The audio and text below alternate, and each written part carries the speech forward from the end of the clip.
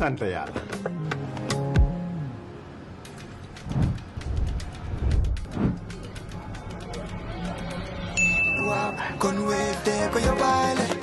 looy xaar utal Wave nga scan nga fay te nag doo ci yokku dara.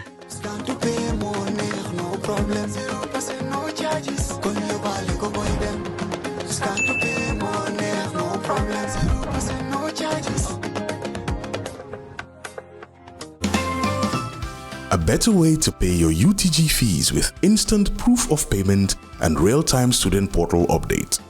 Paying your University of the Gambia fees has never been easier or more convenient.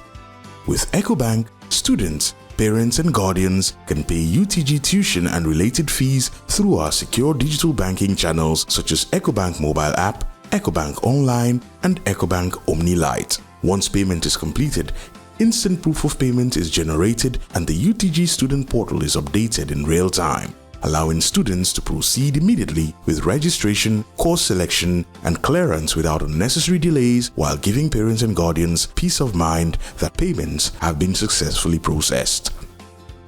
How to pay via the EcoBank mobile app.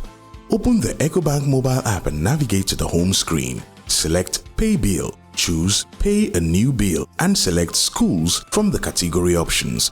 Select University of the Gambia. Select the specific product you are paying for. Enter your matriculation number and tap Continue. Validate your details. The system will display the payable amount. Press Continue to confirm the payment. An e-receipt is generated automatically as proof of payment with real-time updates on the student portal. How to pay via EcoBank Online or Omni Lite. Log in to EcoBank Online and Omni Lite using your credentials. Select the menu and choose Bill Payments. Choose Quick Bill Pay and select School from the category options. Select University of the Gambia. Select the specific product you are paying for. Enter your matriculation number and tap Continue. Validate your details. The system will display the payable amount. Press Continue to confirm the payment. An e-receipt is generated automatically as proof of payment with real-time updates on the student portal. Walk into any EcoBank branch or pay through our digital channels and enjoy instant proof of payment with real-time updates on the student portal. EcoBank, the Pan-African Bank.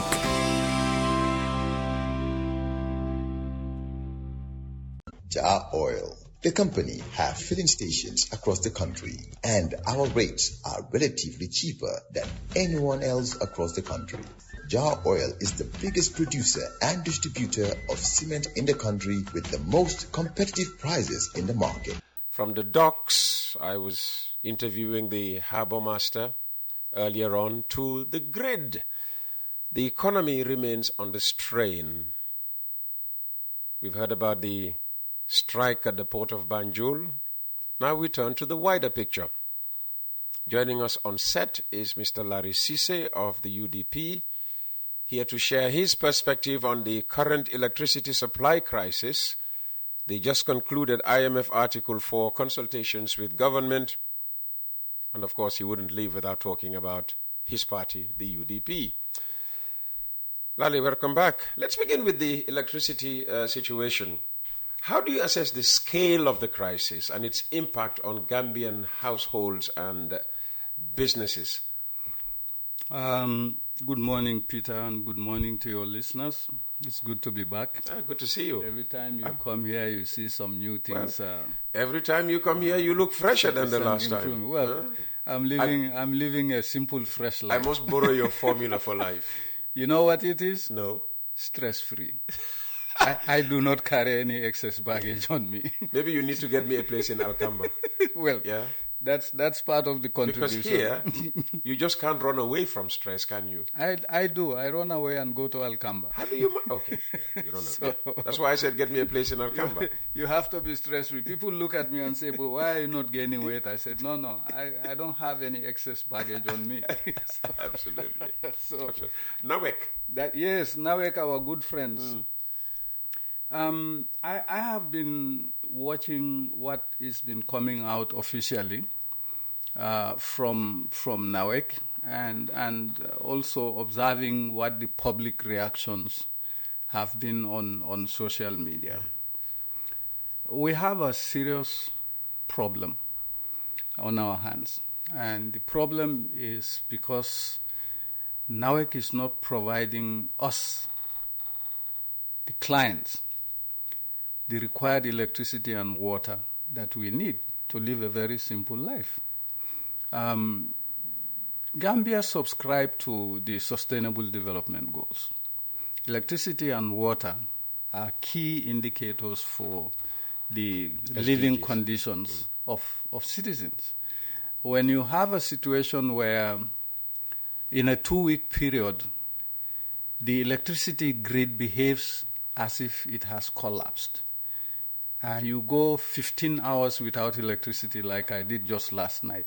Yeah, well. My electricity went off at 5 p.m. It came back at 8, and then it went back at 10 past 8. Somebody called me from Bakabo. Yes. To plead that I intervene, on their behalf with the managing director, because they had gone more than 24 hours without a single break. Yeah, but I'm talking about just last night. Mm-hmm. Prior to that, I had gone 36 hours without electricity. 36? 36 hours without electricity. Wow. 3 full days. A day and a half. A day and a half without electricity. And we are told there is a serious technical problem. Now, how do I internalize what is considered a serious technical problem? All I know is I need electricity, I can't have it, and I complain. But when we complain, you can see in this platform and other platforms how our government officials just brush our complaints aside. Oh no, they don't do that. They claim to be a listening government. Yes, they claim to claim to be a listening government is one thing, but to actually listen is another, isn't it? When you have the president just a few days ago standing up and saying, I have been giving you electricity supply for 2 years, and now you have a problem for 2 weeks and you are complaining. He said this? He said this in a platform. Oh, wow. So, this is why sometimes we say the incompetence that NAWEC is showing speaks volumes. But the indifference of our leaders to some of the things that are happening is also telling.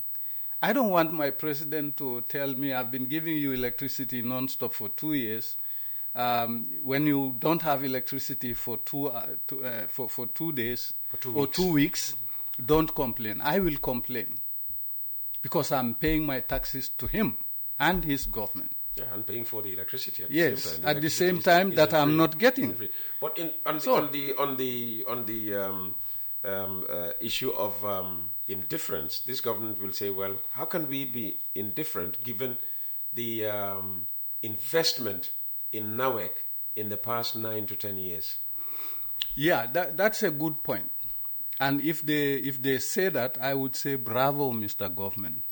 You've invested money into NAWEC. Now, let's be precise about that investment.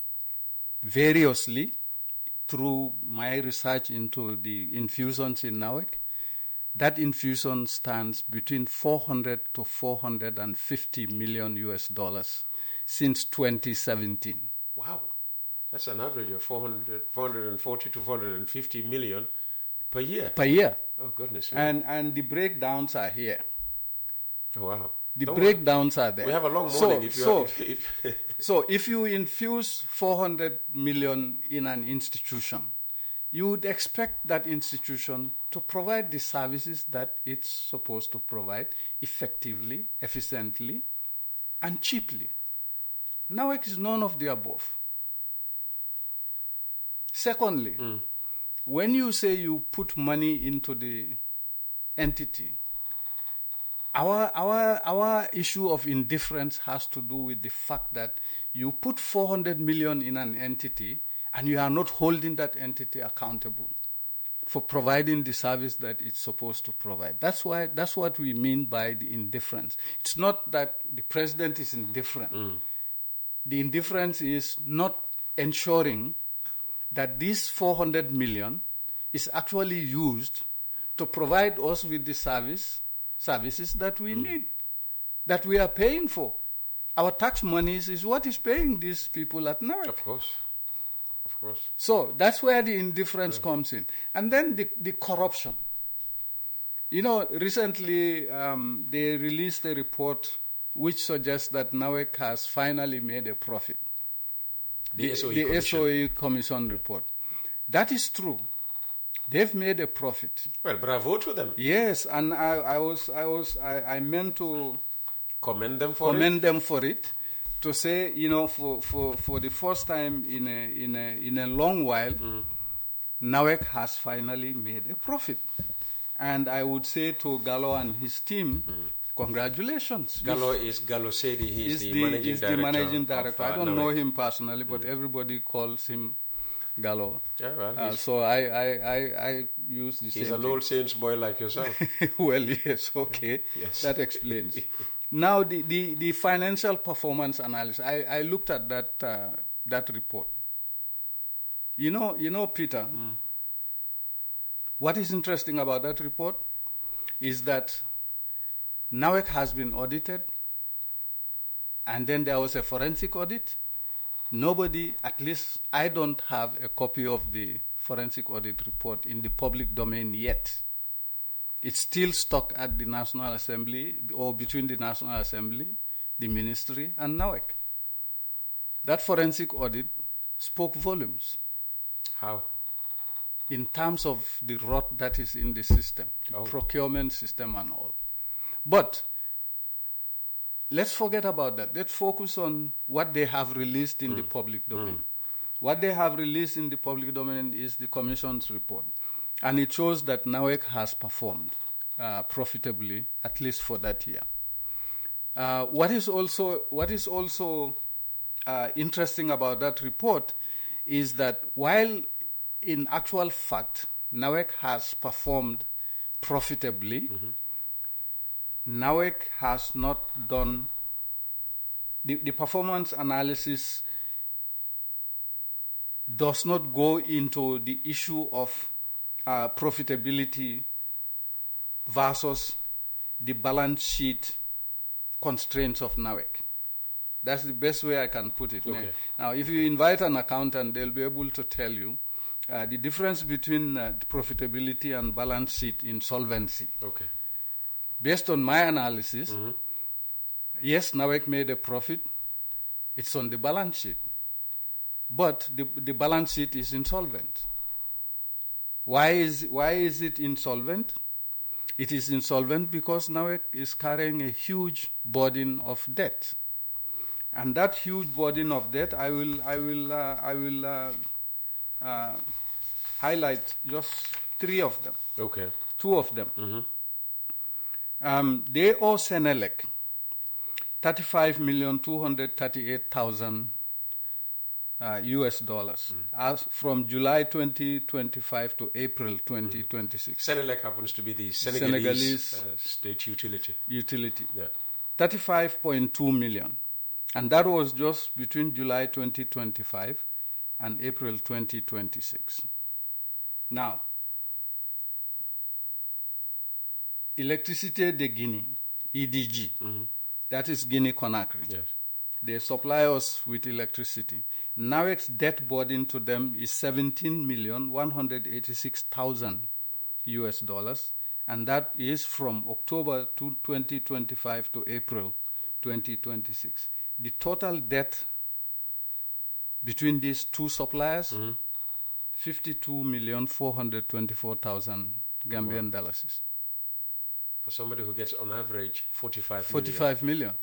And then you are paying as you're going, cash power. So you see where we say the indifference comes in. This is outstanding. And I don't think anybody can explain to me for me to understand why I'm paying for my electricity in cash. The government has infused 400 million. In fact, you pay before the electricity is given me. That's what I'm saying. Yeah. Nobody can convince me that this is okay. It's not okay. Because I'm paying for my electricity that I'm not getting. You are paying, and everybody who is listening is doing the same thing. Our government has infused that amount of money into NAWEC, and NAWEC cannot still give us electricity and water. Do you know how long it's been since I got running water from NAWEC in the area that I live? It's more than 20 years. It's more than 20 years. My entire neighborhood, we depend on external sources of water. Goodness me. Not from NAWEC. Boreholes or whatever. Boreholes and water tanks, and then at WAEC. Wow. Where is this? Kotu South. Kotu? As anybody who lives in Kotu South. For 20 years? For 20 years. No water from NAWEC. The water comes at 2 a.m. It's dripping, and it's like brackish water. And then it goes off 10, 15 minutes later. I've been going back and forth with NAWEC on this. I ended up being advised, if you want to do a borehole, but first write to us to tell us to disconnect your meter. Which I did. My meter was disconnected. No water. But I still get a bill. No. I still get a bill. The average bill is for around 2,000 a month. Yeah, for what? For not supplying me with water. Didn't they I still have the bills. Didn't they disconnect They disconnected the meter. Yeah. But you know what the explanation they gave? No. There is a minimum charge you have to pay. Yeah, but that is if you are getting water. Supplied water. Minimum, even if it is more than that and I can afford it, I will not complain. I would prefer to have clean running water from NAWEC than to depend on external sources. South has been underserved for over 20 years. There is some people who are listening to me. They are the ones who told me, you go to coffee time every time. You never talk about our problem in Kotu. Yeah, so now, guys, I'm talking about it. I used to talk myself hoarse about our problems in London Corner. Yes. We used to have this problem. You wake up 2 a.m. If you're not done by 3 a.m., the water is gone. The water is gone. But now, definitely, we don't have water problems anymore. Well, good for you guys. We are still struggling with the same thing. And that's why I can't understand how something like this could happen. When you have an infusion as large as 400 million, and then people are paying for electricity that they are not getting, and then you get a minimum bill even though you are not getting water. So these are serious. I'm sure Mr. Sedi Gallo, the MD, would want to look into. I'm going to actually report him to my sister in the UK. My sister told me, tell Gallo to give you water. And he knows who I'm talking about. Oh, okay. Well, Gallo, if I were you, I would take action before, Lare's sister. And he knows that individual. He's a tenacious somebody. Okay. So this is what we are facing with. Now, as far as the generating capacity is concerned, when you talk about these issues, you have to be factual about them. And in order to be factual, I actually got into the car. And I do that maybe quarterly. I went to the Kotu power station. It's dead silent. I went to Brikama. No machine humming? No machine humming, nothing. It was silent. In fact, the area was so quiet, it's so lonely. Yeah. It's eerily quiet and lonely. Yeah. Anybody who knows Kotu will tell you, in fact, from a certain point, you already start. It's just boom, boom, boom. Yeah. That is not happening. Then I went to Brikama. And I walked around. I asked questions. One of them, the security person, thought I was a journalist. He decided to chase me away. I said, no, I'm not a journalist. Let me show you my ID card. So journalists are not welcome everywhere. I showed him my ID card. He looked at me. He says, I recognize your face somewhere. I said, well, maybe on social media. I didn't want to mention anything. But basically, he confirmed that only one unit is working there, and it's not working 24/7. Just one machine. Yes. So here is the breakdown. According to the government itself, our peak demand is 101 megawatts.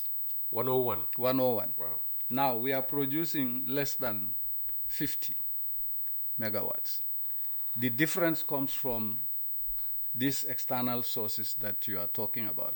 And when you calculate that difference, according to the government itself, 80% of our energy supply comes from outside of the country. 80%. Now, what does that have as an implication for our national security? What does it?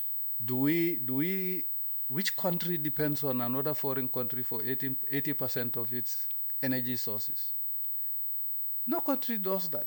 You do a comparison in the sub-region, in the Africa region, globally, it doesn't happen that way. Countries struggle to create energy independence. They struggle to create food security, what you call food sovereignty, at the household level. And they struggle to make sure that their citizens have clean drinking water and cheap, reliable electricity. We cannot depend on external sources for 80% of our energy supplies and still call ourselves an independent sovereign state. That is not what sovereignty is about. Now, 46 megawatts. The engines that are producing this, the G5 engine, NAWEC guys know where G5 engine is. 11 megawatts is what they are producing. G6, 6 megawatts. The popular one. Yes, the popular G6. Yes. G6 usually is blamed for everything. It is now producing 6 megawatts. The Wärtsilä engine is producing 9 megawatts and 2-man generating sets 10 megawatts each. That's what constitutes this 46. I'm tempted to ask, was or is? Because you get a feeling that if when we were struggling with this situation, we were better off than we are now. Yes. So I'm questioning whether we are actually producing this 46. No. Maybe this was then. No, I think the issue is threefold. One, the demand far outweighs the supply. Absolutely. So that's a supply and demand issue. Every year, more people are getting on connecting the to the grid grid and all yes. of that, and it's putting pressure. Yes. So supply and demand factors explain a lot of what is happening. So they could still be producing this 46, yes, but because you have more households coming on board. Especially now that the president is lighting the whole country. Not lighting, but connecting the whole country. And whether or not those new connections are part of this problem is another thing. But what is clear is that the supply cannot meet the demand. No. And that is a very simple proposition that is being made. Now, you have a context now. How much NAWEC owes? How much goes into NAWEC? And the deflectors are going to come. But honestly, this thing is ironclad. The information in it is factual. Okay. Now, the Commission's report, I mentioned that yes, it is profitable. Yes, but it is also balance sheet insolvent. Now,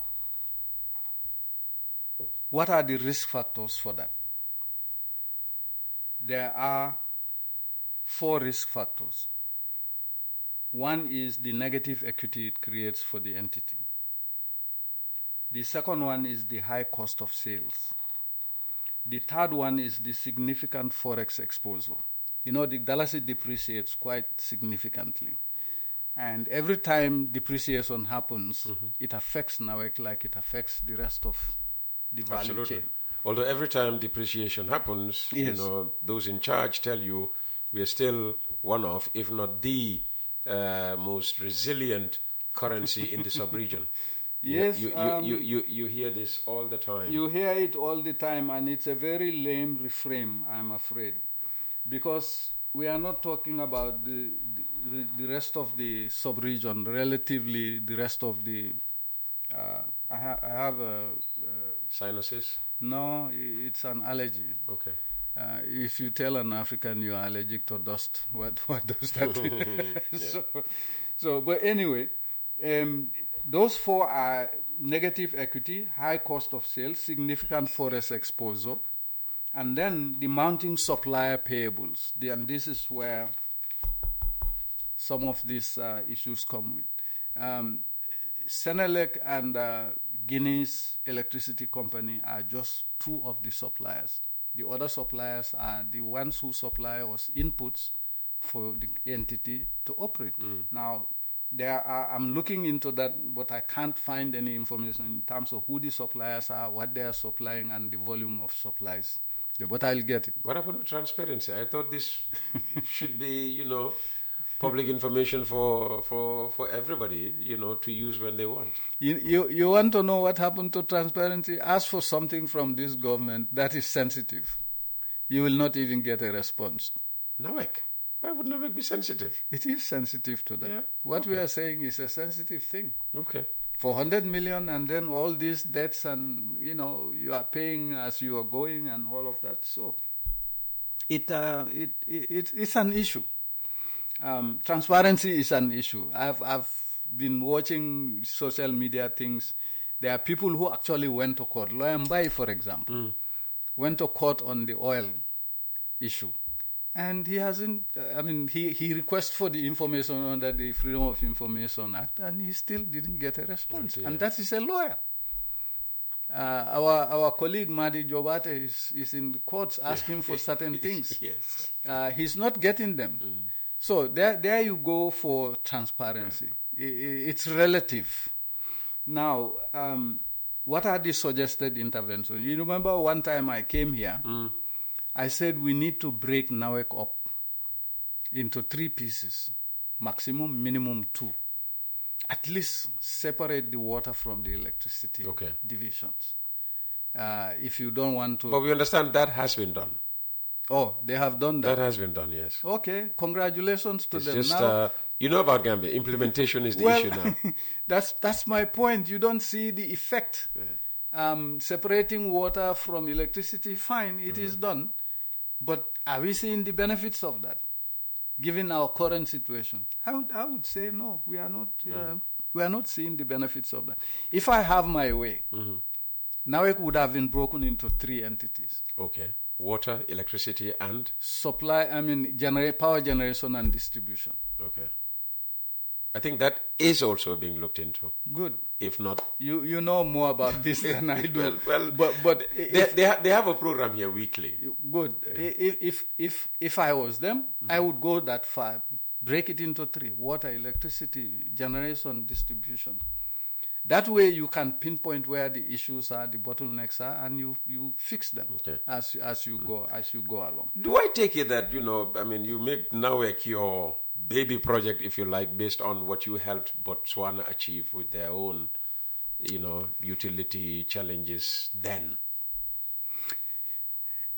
You know what? I have had a soft spot for the GUC. Gambia Utilities Corporation. Then. I've had a soft spot for them because I used to do some work for them, economic analysis and stuff, while I was at the UNDP. So it's in my DNA that these institutions perform. Now, when GUC was taken off the slate and NAWEC came along. Right, before NAWEC, I think it was MSG. MSG, yes, but that was a contract. It was a contractual arrangement and stuff. Yeah, Jammeh just got rid of all of those things and brought NAWEC. Now, everything being said and done, after 60 years of independence, we're still talking about our country not being able to supply us with good, clean, reliable water and electricity. That's why I have an interest in NAWEC. The second interest I have in it is that you mentioned Botswana. when I was assigned from Zimbabwe to Botswana had a similar power and water supply issue. Botswana is huge. Transfer as a UNDP official, yes, not as a Gambian official. Not as a Gambian official. So they had a similar problem. But the government had a plan. And the president went public, called a few donors over coffee, and said, I want to solve this problem in 18 months, tops 24. I will do whatever it takes to make it happen.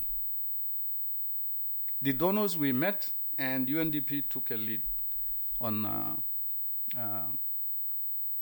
conceptualizing the RFPs and stuff, because that's UNDP's purview. At the time, the World Bank didn't have a country presence.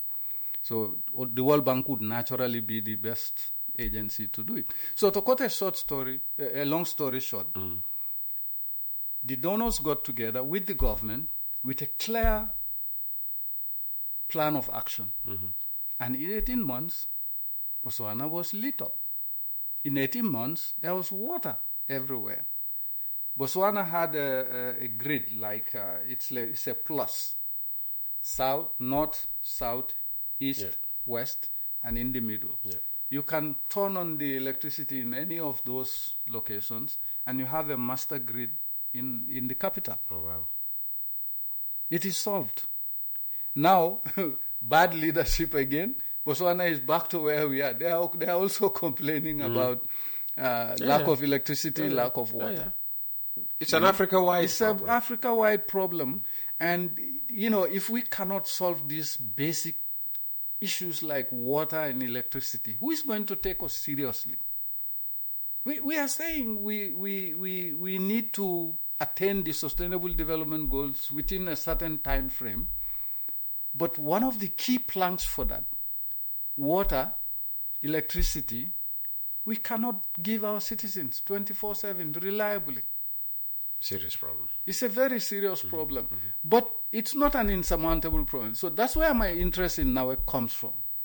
Now, sometimes in the Gambia, when we talk like I'm talking now, people don't see me as Lare Cisse, a Gambian, talking about a Gambian problem. They see me as Lare Cisse, UDP, opposition talking against the government. Nothing I say here is against the government. Everything I say is factual, and it makes sense to me to talk about them. So if the government says they are listening, let them listen. If they take good ideas from us, that's fine. It's about the country. So you'll suggest ideas of solving. But every time I come here, I just don't talk. I suggest solutions to these problems. Okay. I even at one time say to you, we always applaud Professor Gomez at Higher Education, because some of the things in our manifesto he's implementing. It's the same Gambia. So when we need to stop looking at people saying, he's opposition, he's criticizing. We need to start looking at people to say he's a Gambian, he has a vested interest in the national welfare. And if you have a vested interest in the national welfare, you will talk about the problems that are hampering that national welfare. Well, and as an opposition politician, in effect, a government waiting to come in, you want to identify the problems, and apprise people of the problem before you go in there now and start saying, A, B, and C. Yes, and in fact, that is what is behind our public appearances. To look at the country, analyze the issues, identify the problems, come up with solutions. For example, we will get into that later on. When we talk about IMF and the debt issue. Yes. Some of us have been on that side. Yeah. And we know how it works. And you can't divorce NAWEC from any conversation on the Gambia's debt stock. NAWEC is a central part of it. And if you look at that debt stock, we'll get to the figures. But, NAWEC is a key aspect of that. Absolutely. It's like a sinkhole. You're just putting good money after bad. and nobody on is average supposed 45 million every year. That's a lot of money. Nobody is supposed to talk about it. But we'll talk about it. We'll not just criticize for the sake of criticism. We are going to also suggest solutions. And what if they contest, the figures you are quoting here? Let them bring out the contracts. Well, I know I've said that. You've said this, umpteen times. I have said it on the issue of Al Bayrak, the bridge, Nero, the security port, Gambia Civil Aviation Authority. I've said it. The best way to shut me up is to bring out the contract unredacted. Yeah. If what you are saying is at variance with what is in this, and I will come here and I will apologize to them. That will be the best way to prove you wrong. Yes, by publishing the contract. I am not going to accept somebody coming in here and say, no, we disagree with this. Forget that. I know where I got these figures, and they are correct figures. But if you want to refute it, bring the contracts out. Peter, let them dump all the contracts here. We go after them. Yeah, let them just put them online. Online doesn't work. It doesn't. Most of the websites don't work. I've been complaining to the National Audit Office on that. I can't access their even the National Audit Office. I can't access their reports. And that's where they point everybody to. Yes. When the report is out, they say, well, we just published it on a... But it's not working most of the time. Oh, dear. So, I'm saying, in order to squash all of that, just bring the contracts. You remember when I first talked about Al Bayrak here? Oh, there was an uproar. Yeah. What do you make of the... well, they say it's now resolved, but there was a worker strike. It's not resolved. It's a temporary solution. The bigger issue is worker welfare rights. And that contract is opaque. It cannot offer Gambian dock workers, port workers, the kind of lifestyle they are used to. This is a port that should never have been privatized like this. Or at least when you privatize it, it should be a win-win situation between the private entity and the government of the Gambia. Well, that's what the government says. It is not. They're saying it is a win-win situation. It is not a win-win situation. It's a win-win situation for Al Bayrak. Listen, when you are getting 96% of the revenue stream as a foreign entity, and the national government is getting 4%, you call that win-win? So why do they flag this 80-20 arrangement? That is the equity shares. 80-20, that's the equity shares. The revenue stream, you recall, a minister called into this program because I talked about the revenue stream. There are two elements to the contract. The equity shares, Al Bayrak gets 80% of the shares, we get 20%. But on the revenue side of the things, they get 96% and we get 4%. Isn't that higher, what we are getting from this 96-4 arrangement, than the 80-20? No, it's still opaque. It's still opaque. You know what I call win-win? What is win-win? Al Bayrak gets 49% to 50%, and the Gambia government gets 49% to 50% on both the equity side and the revenue side. That's a win-win for us. People tend to think when we do these criticisms again that we are against Al Bayrak. We are not against Al Bayrak. Public-private partnerships is a fact of life these days. Yeah. But when you do it fairly, transparently, and do it on a win-win situation. So you'd like to see the Al Bayrak contract as well? Yes, I would like to see it. I would like to see the Africa 50 contract for the bridge. That bridge should also not have been privatized. But Africa 50 cannot be secretive on, public commitments, as say the government of the Gambia chooses to be. Can't you, invoke some Africa Development Bank? What do I say? Wait until Lamimane comes here. You ask him that. Okay, he's the ADB. He's the ADB guy. Yes. What I will tell you is that I cannot find that Africa 50 contract anywhere. I went to the Africa 50 website, can't find it. Oh, wow. I went to the ADB website, can't find it. Maybe it's too small a contract to, put on their website. 100 million, 300 million, small? What do I know? It's not small. Oh, wow. The lack of transparency is at the core of these things. And that's why I keep saying, give us that contract. Because according to the minister himself, that bridge was profitable. So if it is profitable, why privatize it this way?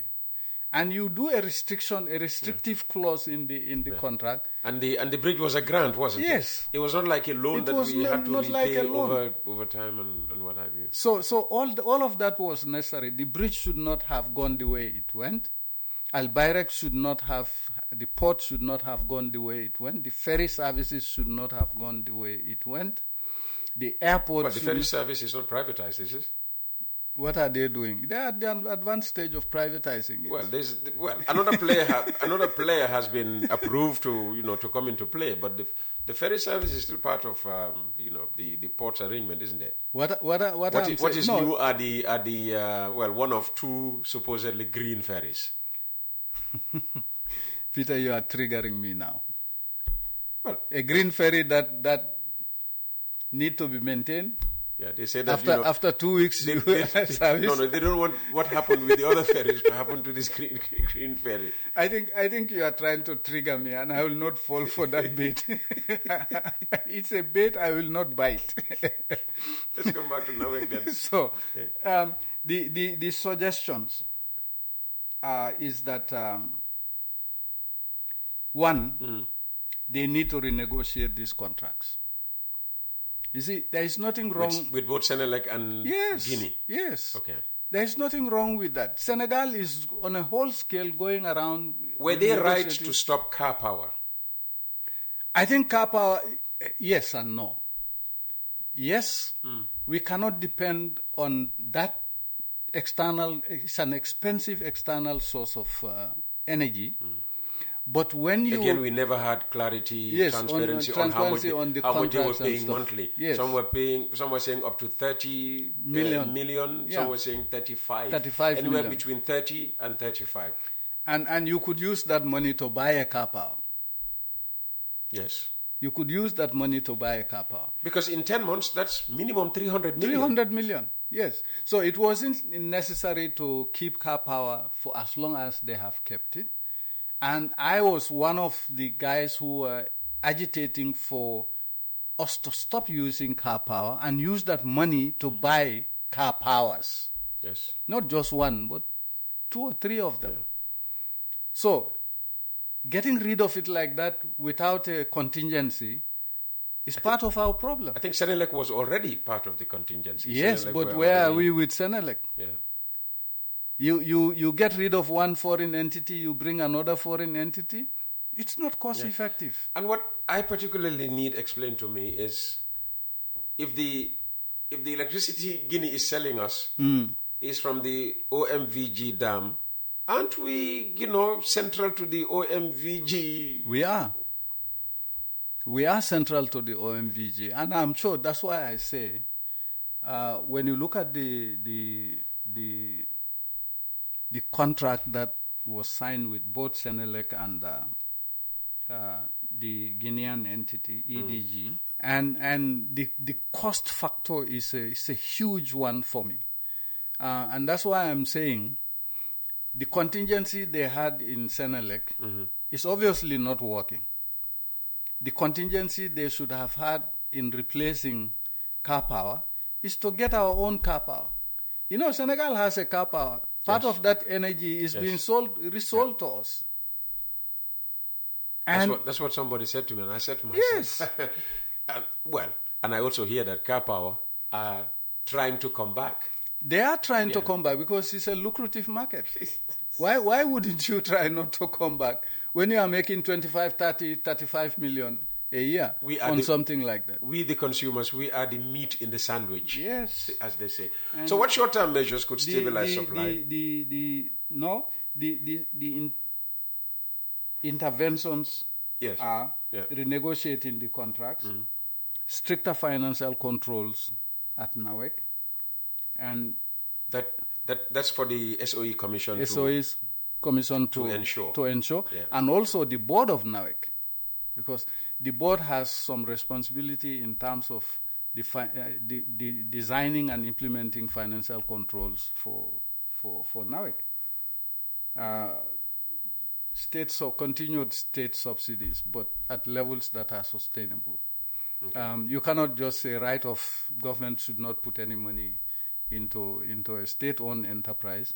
It's government responsibility to put money in it to make sure that it is profitable and then to win it from those subsidies. And then separation issue, separating water from. See, this is what my analysis of NAWEC was about. Now, in terms of NAWEC turning itself around. Yes. We need to know what it will take for NAWEC, to turn itself around. You need to restructure NAWEC. NAWEC needs to be restructured. And the restructuring cannot be haphazard. It has to be well thought out, and it has to be done in phases. You see, we have a reforms agenda. UDP has a reforms agenda. Mm-hmm. And part of the reforms agenda includes reforming our state institutions for effective service delivery and also for efficiency in financial management. All right. I won't let you go into detail on that. We'll leave that for last.